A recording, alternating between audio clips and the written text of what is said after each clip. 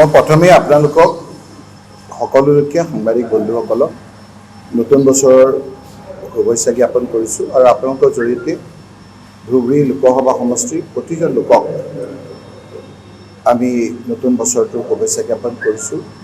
ইতিমধ্যে নতুন বছৰৰ দিনাই আমি সকলোকে শুভেচ্ছা জ্ঞাপন কৰিছোঁ। তথাপি মোৰ কৰ্মভূমি আজি ধুবুৰী লোকসভা সমষ্টিৰ প্ৰতিজন নাগৰিকক মই আপোনালোকৰ জৰিয়তে প্ৰীতি আৰু শুভেচ্ছা জ্ঞাপন কৰিছোঁ আৰু আশা ৰাখিছোঁ যে এই বছৰটো যাতে যোৱা বছৰটোৰ নিচিনা ভয় ভীতি নহয়, যোৱা বছৰটোৰ নিচিনা যাতে আমাৰ বিভিন্ন ধৰণৰে চৰকাৰৰ প্ৰতাৰণা নহয় তাৰ আশা কৰিছোঁ আৰু সকলোৰে যাতে নিজৰ ল'ৰা ছোৱালীলৈ ভালকৈ থাকিব পাৰে, নিজে সমৃদ্ধিশালী ফলত আগবাঢ়িব পাৰে, ভয় ভীত নোহোৱা এটা পৰিৱেশত থাকিব পাৰে, সেইটোকে এই নতুন বছৰটোত ইংৰাজী নতুন বছৰত মই কামনা কৰিছোঁ।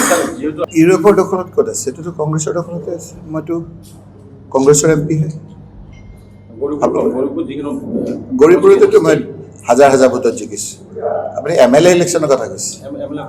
কোনটো ইলেকশ্যন আগতে হৈ গ'ল? এতিয়া ইমিডিয়েটটো এমপিহে হৈ গ'ল।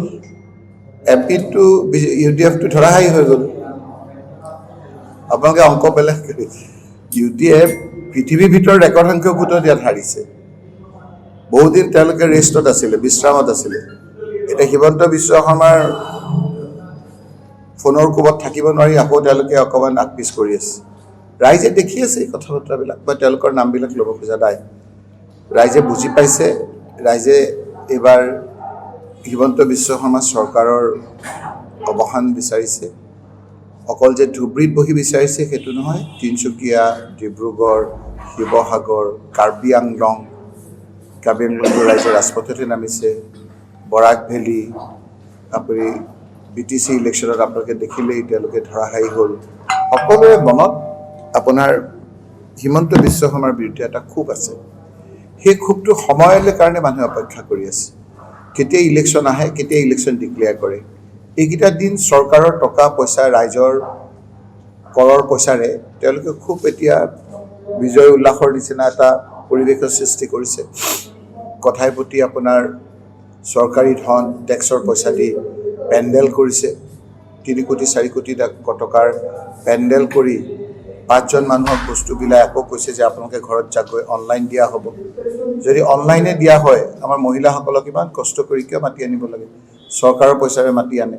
চৰকাৰ মানে কোন? আমাৰ দুখীয়া মানুহৰ কৰ দিয়ে, ধানৰ কৰ, বিভিন্ন বয় বস্তুৰ কৰ, চাউলৰ কৰ, দালিৰ কৰ। সেই কৰবিলাকৰ যোগেদি হিমন্ত বিশ্ব শৰ্মাই উৰাজাহাজত উৰি আছে, পেণ্ডেল কৰি আছে আৰু কৰি পেলাই তেওঁলোকে চৰকাৰৰ